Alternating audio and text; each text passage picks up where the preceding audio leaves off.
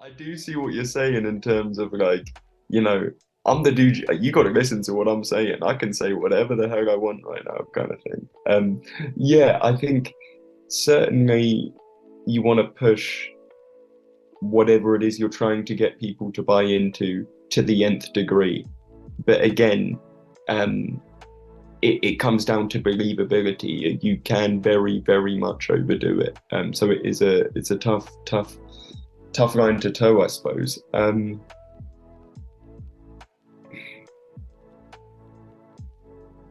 Sorry, I'm having a little bit of a mental blank. I think what he's it was a struggling good question. I'm afraid that doesn't want to admit he's going to start just raw backhanding people at events in years. yeah, this is it. That was No, the easiest thing for him to say. No, no, no. Of course, I'm not going to do that. And I don't detect he's going to refute that claim anytime soon. So now I'm worried. Are you going to start slapping well, people at events? Stop! it No, remains. stop thinking Look, about it. Just say no. look, man, it's for me to know and you to find out. Frankly, why on earth would I even entertain this question? You're wasting my time here, to be honest, man. There As I you go. say, There's the the, cynical, backstabbing bastard is this what heel you're doing? turn we've been waiting for.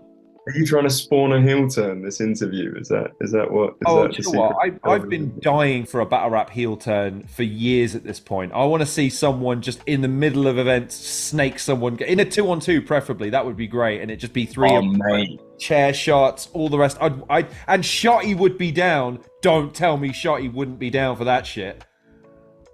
I tell you what, I do feel a little bit of an outsider to the community just because of how recently I entered it.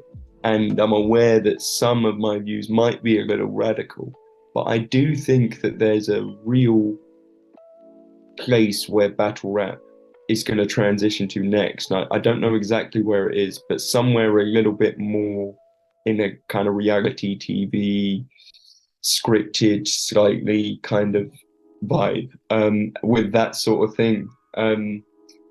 I've kind of used an analogy in the past, right? Sorry, this is kind of, I'm kind of taking the conversation in a slightly Oh, different you take direction, it but I wherever the think you fuck you like want to take it, my friend. You it. go, you run. So if you look at, say, again, this is all way before my time, but stuff like the WRCs, whatever, early battle rap, a cappella, freestyle, back to back kind of thing, there was very much a format, like 1 minute strict cut off time, blah, blah, blah, strict rules, all freestyle. Um, and then we have a transition into the written era. Um, it's important to recognize in that freestyle era that everybody for that reason was a rapper, sorry, and had freestyle ability. Then you transition into the written era, and you get people from slightly different backgrounds getting involved. You still have some industry rappers wanting to battle to promote, but at the same time, you have people who've come up solely off of the hype of as a battle rapper. Um, the analogy I'm going to draw is I think sort of to start with, battle rap was maybe a little bit like boxing. And it's like, yeah, so we know what's going to happen. These two guys are going to use their hands. Then it became a little bit more, I think, sort of with the written era, like, say, to take the analogy, like UFC, where it's, right, we do have rappers here, but we've also got writers and poets fighting each other as well, kind of thing. Like, just a ultimate language, sort of mixed martial, whatever. And the reason I mentioned that is to the point you were saying, I think battle rap possibly could transition into something a little bit more like WWE in the future. And I'm not even I don't know what that would be. I'm not even the biggest wrestling fan. It's just kind of where I see it going in terms of these characters and people enjoying this kind of content in this age. You've opened a door and I'm going to walk right through it. This is a question potentially that gets edited out, but fuck it, let's go in. Through that prism then, because battle rap for me, right, again, I can't fathom a world where battle rap couldn't be put into contemporary entertainment media spheres, because you've got it all. You've got the entertainment factor of comedy, you've got the theatricality of it, you've got, I think, what people like Lunacy and Shotty Horror originally fell in love with it to begin with about, which is the violence and the confrontation of it, the veracity of it almost. But then you've got all of these other elements at play, like when Shuffle-O come in and they bring their over the top theatrics, and then you've got O'Shea and his just unstoppable raw charisma, and then you've got a Bizzo who wants to bring it back to that more technical, grounded, almost realistic. Like he's a catch as catch can wrestler.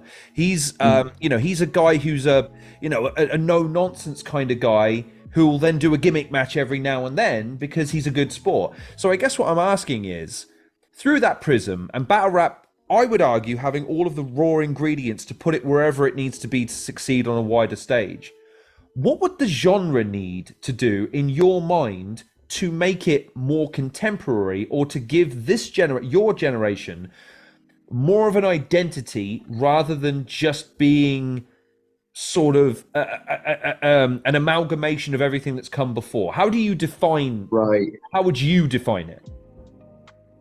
I think a big part of it goes back to what we were saying earlier about the characters and the believability. As I say, I think if I look at a lot of my peers, I don't want to name names or talk down on anybody, but say roughly the pool of battlers that I'm talking about if I talk about the newer crop of battlers. And I think a lot of them are really good writers, but I just don't buy a lot of what they're saying. And a lot of it, like the wordplay is cool, but it's like, what's your point? What's your issue with this guy? Why are we here?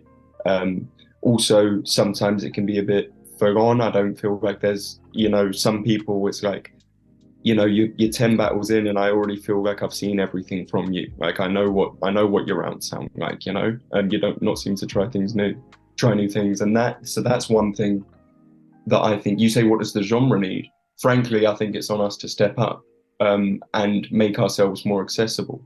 So we were talking about earlier about this gimmick and this sort of thing. My goal is always to impress the rapper's girlfriends in the room. Any rapper can make a rapper laugh. Any rapper can make a rapper say that's a good verse, because we're rappers, we know what we're looking at. But I want you to bring your girlfriend, obviously not in a Mr. Steal Your Girl kind of way, but just as an example of somebody who's been brought to this event. If I can make her laugh and enjoy it, then I'm doing my job. This is the Jungle Boy analogy that I would give to people. AEW signed Jungle Boy precisely because 15 to 18-year-old girls specifically who are there with their dads or their boyfriends were like, wait, who's he? And you go, right, that's right. Now we've got that demographic. And then you got another demographic that goes after a different and it's like, right, now we've got something for everybody. Right.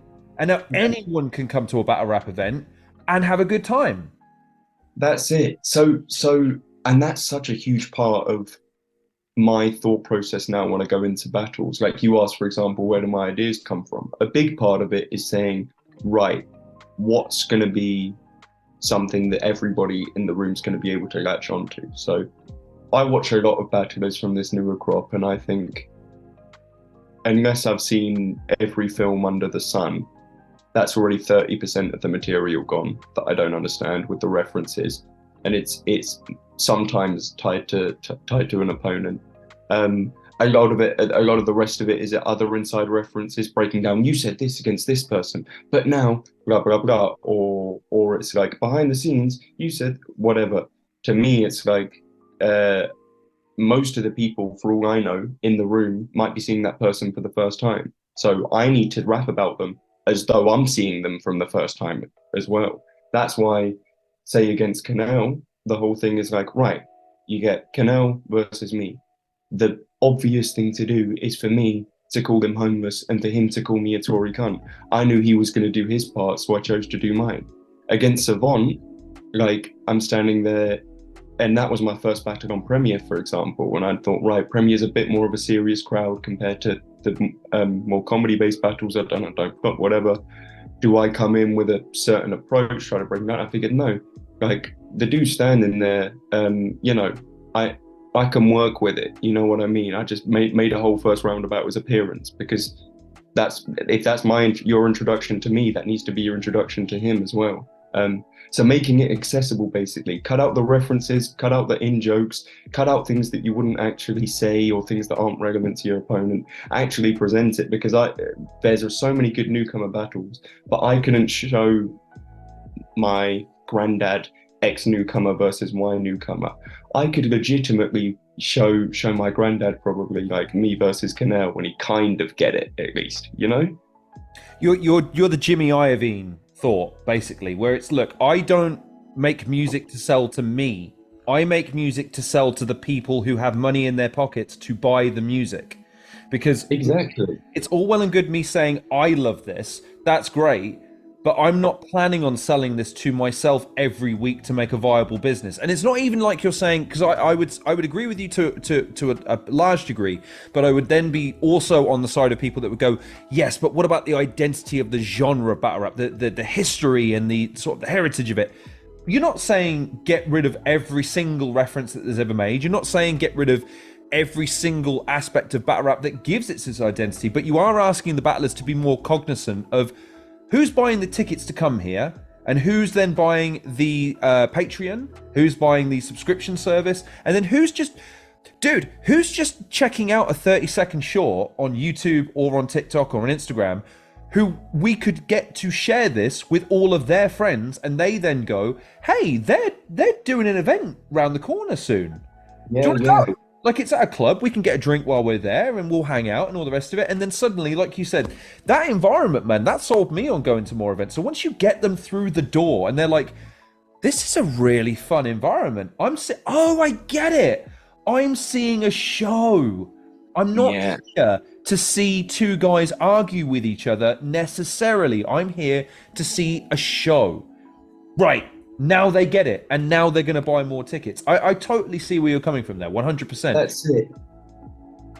And it's like you say, it's not about eliminating every reference, because also a great part of battle rap is that it's almost like the internet, in that everything is hyperlinked to everything else kind of thing. Like everything. Yeah, exactly. There's nothing quite like that rising murmur in an audience where someone catches it and goes, do you know what he just said? And everyone then comes on, and it rises and rises and rises to when you go, yeah, exactly, right? You all caught that now, right? That's one of those, that's something you don't see in a lot of other, in fact, I don't know if you see that in any other genre. And so you can have those moments, I think, where well, like you say, so there's obviously, you're trying to present something, and because it's performance art, it's fast paced, sometimes it takes the audience a little while to catch on. Sometimes you have a reaction that can sort of ripple throughout an audience as they catch it. You can pick the low hanging fruit and get the cheap laugh from everybody.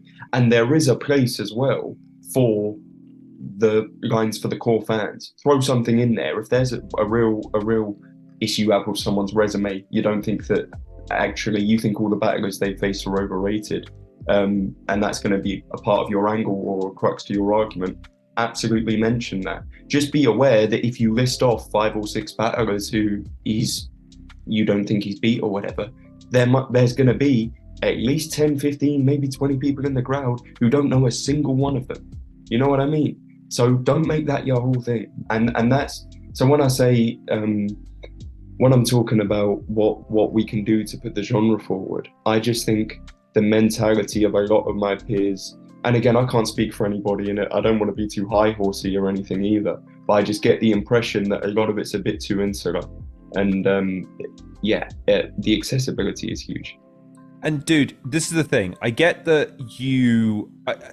I know that part of battle rap's fandom loves that insular, it's ECW-esque almost, in that they like being the small, somewhat crowd outside of the realm of popular entertainment. But at the same time, I long for a time where battlers like yourself can come in and make names for themselves that then translate into, like, look, it's not a secret. Shotty Horror, Lunacy, Shuffle, Harry Baker, Mark Griss, Blizzard. There's a whole host of names that transition into other things, but still have a passion and a love and a respect for where they came from in battle rap.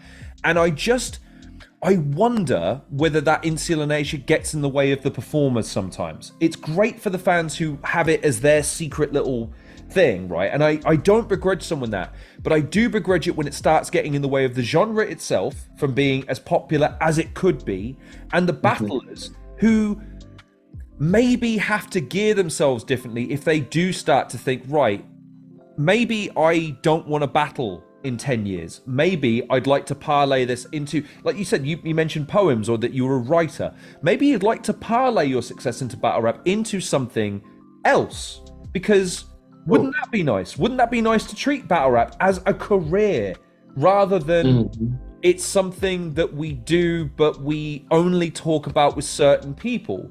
And I hate that. I hate the fact that battle rap fans often surprise me because I'll say who I'm talking to, and they'll go, "Oh yeah, didn't he battle Tony D?" And you go, "You're a battle rap fan? Kept that bloody quiet, didn't you? Oh yeah, I love battle rap." Well, why don't you ever tweet about it? Why don't you ever talk about it? Yeah. You know, I don't really talk about it with my friends. Like, well, why not? It's great. But part of that is, like you said, that insular nature where if you show someone a battle rap clip, you have to be selective almost in like, oh, there's only certain battlers who will get over with most audiences rather than just a battle rap audience. You're 100%. I couldn't agree with you more on that point. 100%. Yeah. And you're right that battle rap in general, as you said earlier, is an acquired taste. But like you say, I think there are some people who just seem to translate better. And it's important to recognize as well, it comes down to what you're doing this for. Now, if you are somebody who wants to try to build something off the back of this, then yeah, I'd recommend being as accessible and sort of brand orientated as possible and all of that. Frankly, there are some people who just show up for a good time a few times a year, and I don't think there's anything wrong with that as well, as long as they're performing and you know they're not they're honoring the commitments they've made with the league and all of that. Do your thing. No one's gonna tell you have to try to fucking push the dream with this thing. But yeah, I just think I'd like it if a few of the newer battlers were more willing to put it this way, right? Like, I call it playing the game. Like, so I don't really do much. I don't go back and forth over Twitter, like dissing before battles, anything like that. Like, I just think it's a little bit lame.